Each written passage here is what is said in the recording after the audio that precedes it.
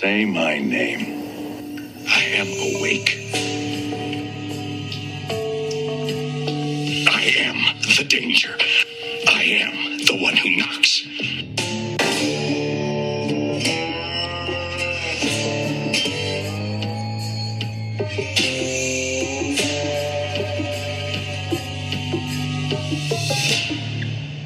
Welcome to the next episode of Breaking Into Breaking Bad with Clifford and Caleb Humphrey. Today we discuss Season 3, Episode 7, 1 Minute.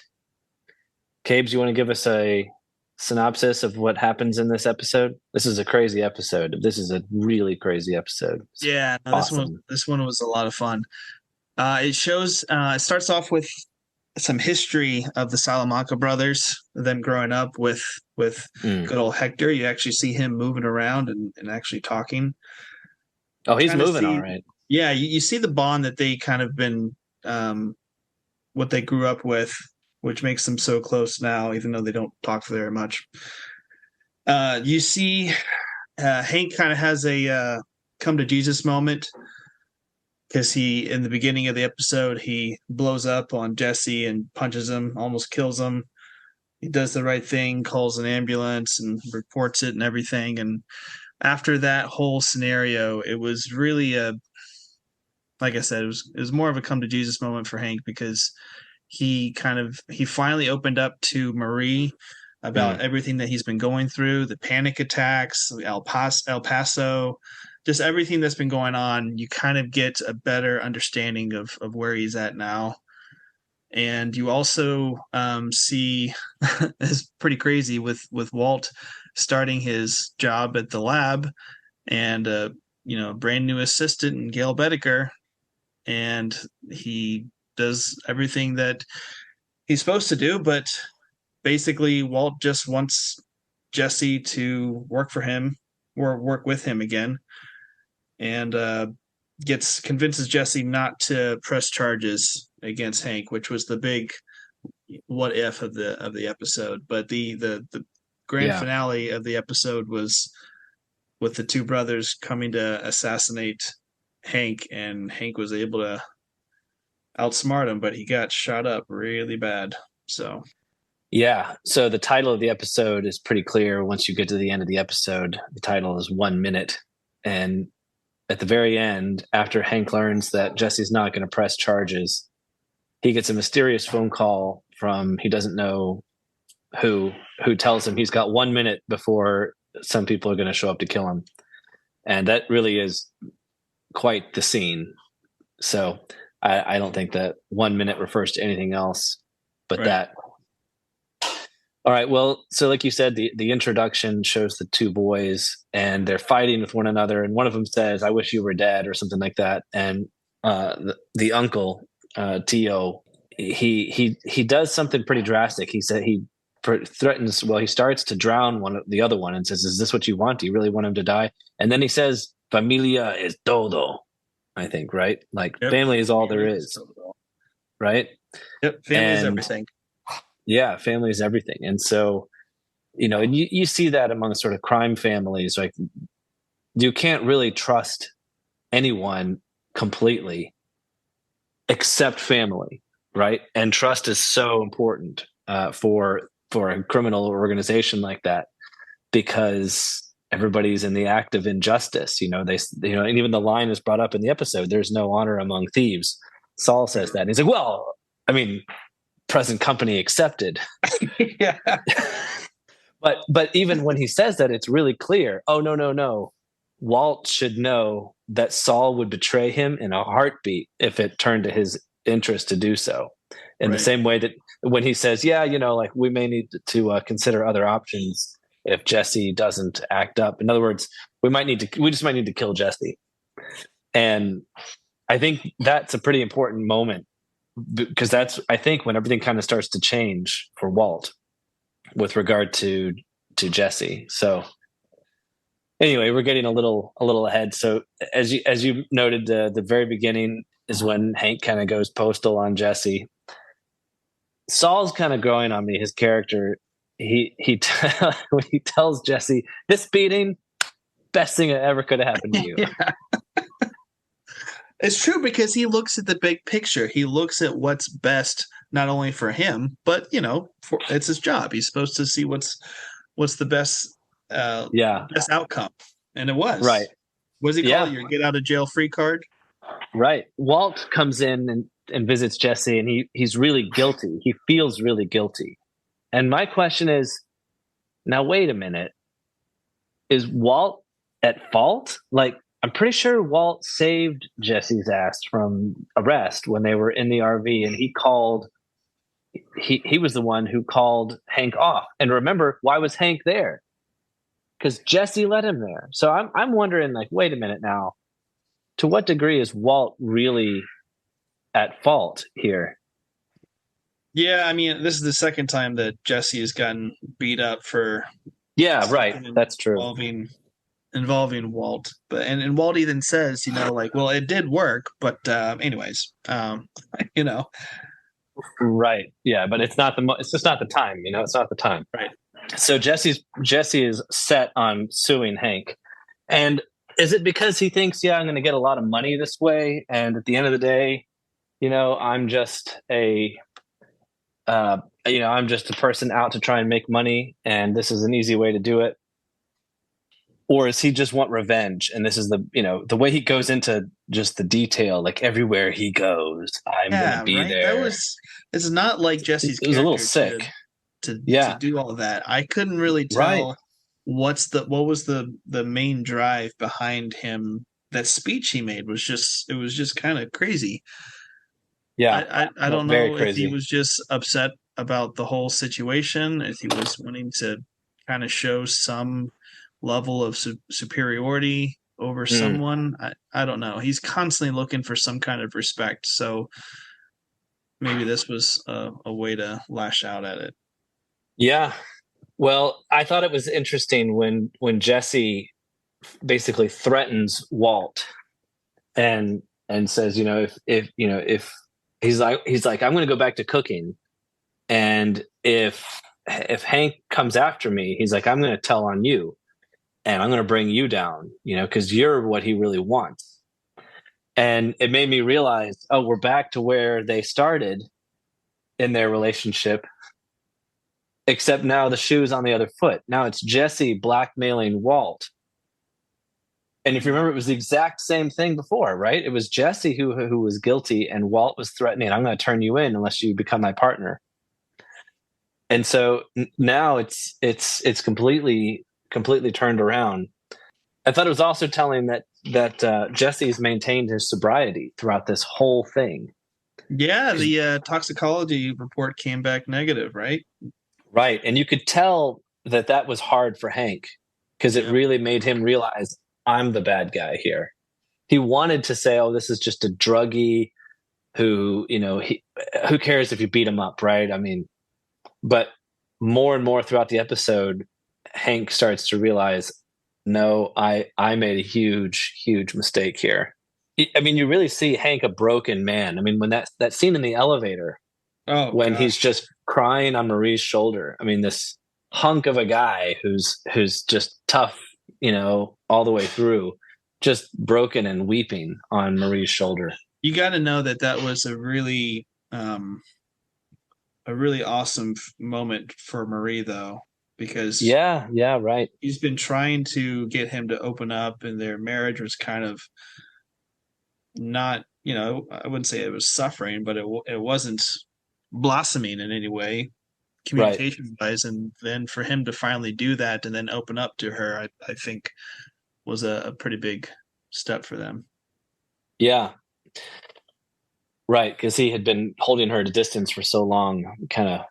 This seemed like the one thing that would really help bring them back together is just him being broken down. But it is still kind of hard to see, just because it's so unlike Hank.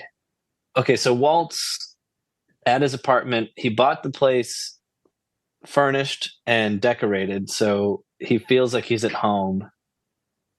When Skylar comes over to visit, she makes it seem like he's living in some like rock and roll mansion. Yeah. What does she say? Oh, yeah, I guess crime does pay. It's like, you got a really kind of nice apartment complex. Yeah, look at this centerpiece. You know, it's like, geesh. yeah, right. And I'm like, really, Skylar? You're that easily pleased? And before she comes in, he's cutting the crust off of his peanut butter and jelly, right? She doesn't see that, I guess, but we do. And I'm reminded, I'm thinking, no, wait a minute. This guy's like a millionaire. The heck is he eating PB&Js for? Right? I mean, he could enjoy.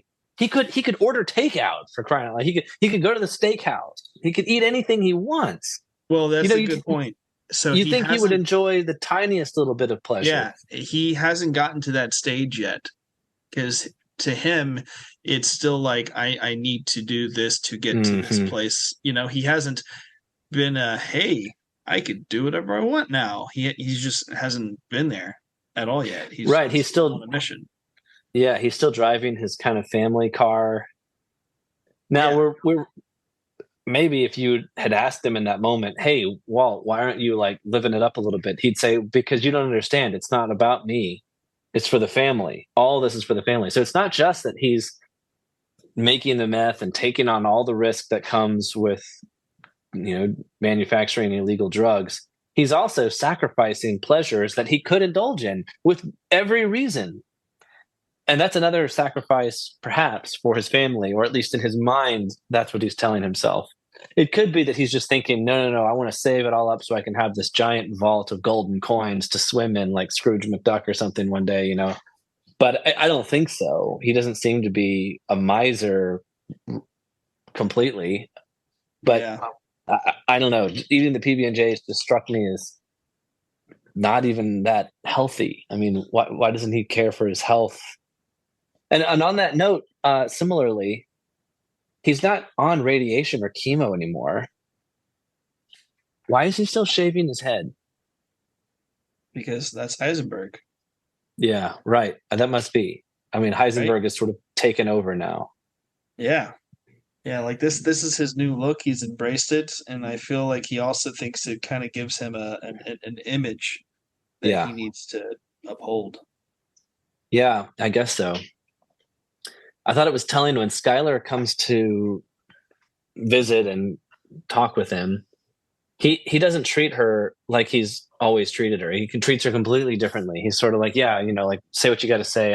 I got to go. Why don't you leave now? Like, I mean, something's completely different inside him. He's no longer the guy before who was trying to manipulate his way back into his family.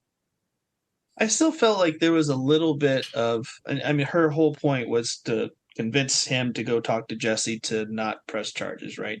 And it seemed like there was a little bit of guilt that she was putting on him and feeling sorry for Hank from Walt's side. Well, and she does ask him point blank, could Hank's involvement with Jesse lead to Walt? And he completely lies and says, no, of course not. There's no way that could happen. Yeah, we're not even friends. Yeah. So this is leading up, I think, towards the end of the episode with the question, why on earth does Walt kick out Gale and bring Jesse in as his lab assistant? And there's got to be several answers to that, right? Or possible answers. One is he just feels really guilty. And it could be because he's kind of thrown Jesse under the bus a few times. Maybe it's because he thinks he can control Jesse better. Or maybe, and I think this is the one I'm most persuaded of, is that he has really come to see Jesse as family, as his adopted son. We've seen him call Jesse that a number of times. So all we know is that Gus made a deal with Walt, $3 million for 3 months. We assume he made a similar deal with Gale, probably a lot less money, but maybe it was like $500,000 for 3 months. But in other words, he wasn't taking the money from Walt. He was going to pay him separately, in addition to paying Walt, right? Right. When Walt decides to kick out Gale and bring on Jesse, and he's like, we're going to split it 50-50. Walt doesn't even say, "Hey, I'll talk to Gus and make sure he gives you a good deal." He gives him half of his own money. Yep. Well, so we got to break it down a little bit. So you asked, why do you think he kicked out Gale? So a little bit of me thinks it was kind of self-preservation because of what Jesse had threatened him with on, hey, if I get caught, I'm giving him the Great Heisenberg. So he was probably thinking, how do I keep that from happening? Well, Jesse is going Okay. to keep on cooking, and the RV is definitely a bad idea. So what's the best way? Okay, I guess I need him in here, but the only way I'm going to get him in here is if Gale is out. And so he starts thinking of a way. What does he say? Like, oh, I said 85, not 75 degrees. Obviously, Yeah, obviously coming up with something just to get under. we agree. Gale probably heard him correctly, right? He probably Right. said 85 or Yeah, this isn't someone that doesn't respect the chemistry, right? This no. guy, He definitely respects the he chemistry, respects and it, he right? and he was reading Walt's mind that day before Walt even got to the lab and did all the thing. Oh, done. I think this is the beginning of a friendship. Whatever Yeah, the a word. good fruitful partnership or something. But see, Yeah, like at that point, Walt was trying to find something that he could yeah, use right. and Already couldn't, before they even right? started. So Yeah, this was premeditated. He was trying to get him out, and then with the whole conversation with Gus, it came down to, he listens to me, but ultimately I make the decisions in the lab. So well, you see, he and Jesse have a shorthand. yeah, Well, when I saw that, I got so annoyed at Walt, and it reminded me, oh yeah, this is the same way he treated Jesse when they were out in the desert. I can't believe you did that. Don't you know? Funyuns. What's wrong with you? I mean, just denigrating, making fun of him. And it seems to me that if Walt is constantly finding people that he's yelling at, it's probably not the people that he's yelling at. It's probably not their fault. Probably the problem is probably in Walt. So that tells me he might prefer Jesse as a punching bag yeah, to Gale in some ways. yeah. And it wasn't like 100% self-preservation. I think he actually, like you said, I think he does enjoy the partnership in a weird way, not like a normal friendship or anything like that. Jesse Yeah, is on his same level as, like, they came up together as far as being bad. So that's true.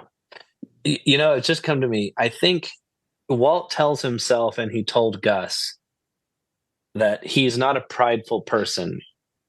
He's really just a person who loves chemistry. And he's telling himself he's doing all of this for his family. But we've seen that Gale, if it's true that Walt loves the chemistry most of all, then he would have every basis to have a friendship with Gale, because Gale's the guy who knows the poetry about the magic of the chemistry and can get on that level with him, and they could marvel together at the chemistry and coffee, and that kind of thing. And the fact that he's like, no, I got to get rid of this guy, tells me that we're starting to see through Walt's claim that it's all about the chemistry. I think it's about something else, because if it was, then he would want to keep Gale around. yeah, it's almost like he doesn't know what it is either. Like he's That's right. trying to Well, figure it out. that's what pride is, right? It's blindness, about your own self, right? You don't have that kind of self knowledge, and so Right. he has an inflated view of himself. And we talked about the when the brothers got their vests. It was a very strange encounter. Well, that character, the guy who sold it to him, was kind of a strange character. Yeah, I thought he was yeah, extremely careless. I don't know what yeah. was. He had no idea who these guys were. Yeah, Opened and up he's all just the showing guns. them all the things they could have just said. They could. I don't know why they didn't just shoot him. Like after they tested the vest, they should have said, Right. like, okay, thanks. Now take your vest off, and Yeah. I don't know. I don't know why they didn't do that, but that guy seemed to be very naive, even though he's tried to make us believe that he was somebody who did dealt in that kind of thing a lot. Wasn't buying it. So let's finish talking about Hank when he's talking with Marie and she's trying to help him come up with an excuse. Well, tell him that Jesse, hit you with a pipe. Mm-hmm. Come up with a believable story that a sympathetic jury might believe about a guy who's got a known drug problem. And Hank, very contrasting with Walt, right, has self-knowledge and says, no, Marie, you don't understand. It wasn't one mistake. I think that's critical. He doesn't say, oh, it was kind of like, I just was walking down the street and I tripped this one time. It wasn't just one mistake. He says, I think it's interesting. He says, I've been unraveling. That's an interesting word, right? Yeah. His life has coming undone. He's dissolving in a way. But he has the courage he has the humility to see himself rightly and the courage to be able to face that when he's there and he says, this is my statement, this is exactly what happened, and I'm ready to accept the consequences. I just thought, man, that is the furthest thing from Walt. Walt would never do that. Yeah. Well, do you notice all the people in the room was are you sure that this is your statement? Like they almost wanted, like they were giving him an out, like an opportunity to be like, hey, we got you if you just say this, right? Right. But, well, he could have continued to plead the fifth and just said, like, I'm not going to give you any evidence. You're going to have to just put it together and take right. Jesse's word and, go from there. Instead, he's more honest than he needs to be. And his legal counsel thinks he should be. And his boss is like, okay, well, you know exactly what has to happen right now. Hand me your badge and your gun. You're on, indefinite suspension. But I think there's a complete relief that Hank feels after it. And you see it now. It's obviously added when he learns that Jesse's not going to press charges. He's riding high, and he's on the phone with Marie, and he's got her some purple flowers. Yeah, and he's like, I think everything's going to be okay. Now it's interesting. We know that he's naive. He doesn't know that there are these assassins that are right on his trail. Although I want to know, how on earth did they know to find him at what was probably a grocery store? I mean, they were probably tailing him, right? Like they're the cartel. They're capable of finding all this stuff. Sure. I'm just thinking 3:00 in the afternoon in a grocery store parking lot. They wanted to make a sign, right? They want to send a message. They wanted to remember, this is blood for blood. They took out Tuco. I don't know. Their odds of getting out of there alive, to me, or at least, not arrested, were pretty low. I mean, I'm surprised that cops weren't right on the scene right after that. Yeah. There was I do want to go back to the part where when Walt comes to Jesse and is saying, hey, listen, my assistant is out and there's a position available, and he was just like, no, I'm not doing it. And at the very end, as Walt is leaving, he says, your meth is good, Jesse, as good as mine. And right after he said that, it was enough for Jesse to forget about all the hate that he had. Well, wait a minute. You can't just skip over that line, man. You can't skip over the line where he says, I'm not turning in. He says, here, I'll give you half of the money, $1.5 million. And Jesse says, no. And he says, you're turning down the money? And he says, I'm not turning down the money. I'm turning down you. Yeah. And he says, everything in my life I've lost since you entered my life. And it's right. He's right. He doesn't have anyone. Right. He's got nothing and no one. He's got that big house, his aunt's house, all to himself. And he doesn't even have a bed. He doesn't have furniture or anything in there. I would like to point out, if Walt had never stepped in, Jesse most likely would have been in prison or killed already. That's true. That's a good point. Chili P. That's a good point. Yeah. Well, but I think it's important to know how determined Jesse was to say no. And he goes to great lengths, and you see it in his face, like the emotional just, he's like, you don't understand. I would willingly give up $1.5 million to keep you out of my life because you've done nothing but bring me heartache. And so it must have been something really, really big that Walt said, or that something happened to make him change his mind. that presumably that quickly. And Yeah, I think well, I think you said it. I think you said it. Yeah, When because it when Walt finally gave him value. It said, "Hey, Mm, you are good at something." He's always said, "I'm not good at anything." yeah. He Yeah. said, "Your meth is as good as mine." Yeah. Right. Right? That's a big statement as far as meth goes, like the cooking part. So Yeah. Yeah, not to Freudian all this up a little bit, but to the degree that Walt sees Jesse as his son, in a way, maybe we see Jesse here looking at Walt as his father, who's just validated him and said, you have what it takes, son, to be a man, and and that's enough for Jesse to say, okay, I will work with you because you have, you know, validated my masculinity or whatever it is. mhm. Walt's the only one who could give him that. His friends can't give him that. It's Walt's the only one. So I think you're right. When Walt makes that confession, I mean, what is that? That takes huge humility on Walt's part because his chemistry, that's his entire thing. And he can't help but remember Jesse is this punk kid who I used to have in class that I failed because he's so, beneath me when it comes to chemistry. And Walt has always reveled in being able to wow Jesse with his chemistry. So it's a big moment, and maybe this is an instance of humility on Walt's part when he's able. Now he might be lying. We got to remember that he might not really believe it. He might have just said it because he thought this is what Jesse wants to hear, and this is the one thing that might make him take up this deal that I really need now because Gail's probably gone. Right. But if he is being honest, then it is a moment of humility when he's able to say, "Yeah." Now he could have said, "Yeah, that's right, Jesse. Your meth is as good as mine because I'm that good of a teacher." Yeah. Right? He could have owned that, but he doesn't. He No, just says, "Your meth is as good as mine." just left it like that. Yeah. Yeah, the student has become equal to the teacher. Mhm. One last thing I wanted to say about Hank's humility is when he's still sitting there with Marie, he says this line. He says, "I'm not the man I thought I was."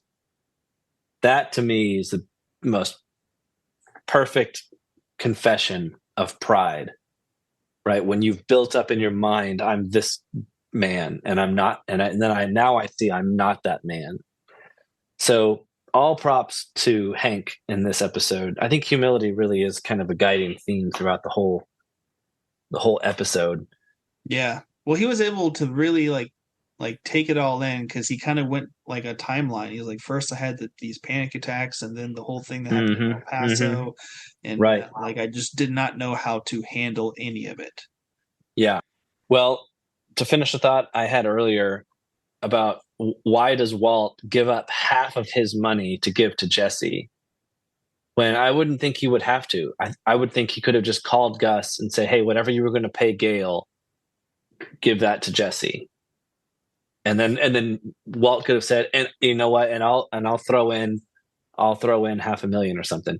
He says, "No, I'm going to give him half of my money." And I'm thinking, wait a minute. Walt is the guy who's not even going to indulge in a steak dinner because with his money because it's all for his family. Well, the only way to square this, I think, is to say, I think Jesse is now his adopted son. Yeah. He's now part of the family. He's doing what he's doing in part for Jesse.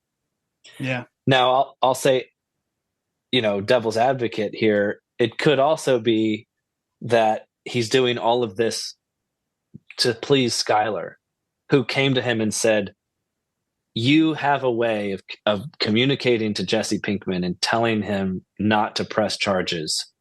You should do that because Mhm. Hank's family." Now, Walt's really good to say, "Well, he's not currently my family, right? If you're divorcing me." I thought that was really clever.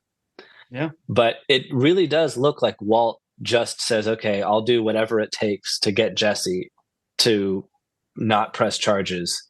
And maybe this whole thing, the coming up with a charge against Gale and trying to get Jesse to give him a partnership is a way to do that, which would be a way of trying to please Skylar. Doesn't seem likely given the way he's been treating her and his just whole mindset. And we know that he's thought of Jesse as a son in the past. But we got to remember also, before this, he was done with Jesse. Done. Good luck. And knowing you're not going to amount to anything. I think you could make an argument. All of that, yeah. Right. But it's interesting to kind of know it has multiple interpretations. Mm-hmm. Maybe so maybe one of these will become more clear in the episode ahead. One last thought. Have you ever seen or heard of an axe getting sticking in the asphalt? Yeah. Yeah, I'm like, what kind of metal is that? But it also looks completely flawless, like it doesn't have a scratch on it. Oh, I know. And we know they've been using it. Mm-hmm. So, yeah, no, I don't know. That was an amazing scene, though, and I gotta say, Hank got really lucky. So he got shot. I was counting it this time. He got shot 4 times in the shoulder, and then in the waist when he was getting out, and then after he unloaded the gun, he got shot again in the shoulder and in the abdomen area. So he's got next episode's gonna be intense, but thankfully that one bullet that fell out of the brother's vest he was able to use. So pretty cool. Yeah. Episode. Yeah, I gotta say, I gotta hand it to Vince Gilligan for the writing, for little details like that. Yeah. When you first see it, you don't think anything of it. Then you're like, oh, he did put it right in his jacket pocket. And that's when it came out. So Right. Yeah. All right. Well, thank you everyone for listening. If you enjoyed this episode, please like, share, and subscribe. You could find these episodes on Apple Podcast and YouTube. And you could follow and contact us on Twitter and Patreon at Breaking Into BB. We'll see you next time as we break into another episode of Breaking Bad.